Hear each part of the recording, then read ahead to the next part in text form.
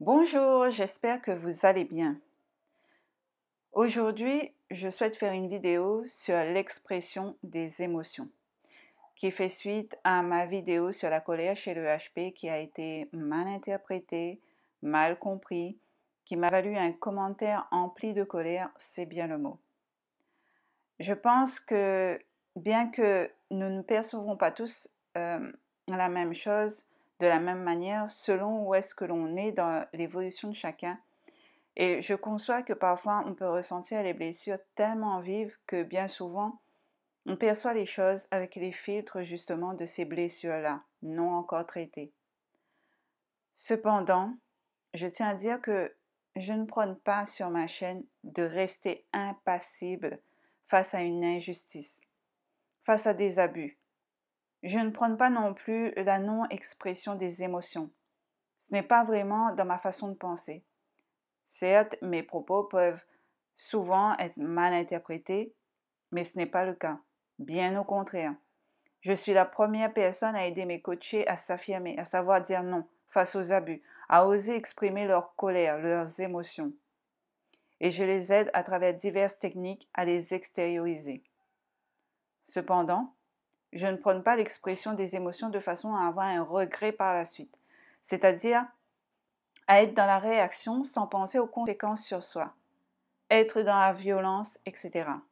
Je ne pense pas que c'est une bonne idée si ce n'est de se blesser, d'être encore plus meurtri par nos réactions impulsives face à un événement que l'on n'aura pas suggéré en amont et différemment.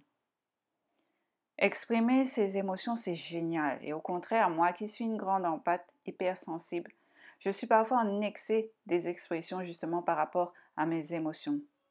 Il faut exprimer ce que l'on ressent. Il faut savoir dire les choses, exprimer son état d'esprit, exprimer ce qui nous dérange, sans pour autant devenir à son tour agressif. Il ne faut pas refouler, ni dissimuler en fait nos émotions et nos sentiments. La colère, par exemple, c'est une émotion, à mon sens, bien plus profonde que cela. Certes, il peut avoir des événements déclencheurs pour être dans cet état, mais après, il faut voir vraiment au niveau de la racine. Certes, le vase était plein et ça a explosé en fait, mais la colère était là depuis un moment, mais on se retenait de l'exprimer. On retenait de dire aux personnes qui nous ont fait du mal ce que l'on ressentait. Et bien souvent, c'est une personne qui n'a rien à voir avec tout ça qui va être le bouc émissaire de quelque chose provoqué par d'autres. La colère, elle est là. On encaisse et on ne dit rien. On se tait pour ne pas vexer, pour ne pas déplaire. Parce que parfois on a peur, peur de l'autre, peur des conséquences. Parfois on est face à des personnes toxiques qui nous font endurer et on n'ose pas s'affirmer, ni s'éloigner. En tout cas, cette colère-là, elle est là, dans notre plexus solaire. Et elle grandit jusqu'à ce qu'une petite étincelle viendra en fait faire exploser cette rage au fond de soi. La colère peut être mal vue, mais moi, je préfère voir une personne se mettre en colère car elle sature à trop être une personne dans trop de sacrifices envers les autres, qu'une personne qui continue à endurer en silence sans oser dire sa vérité.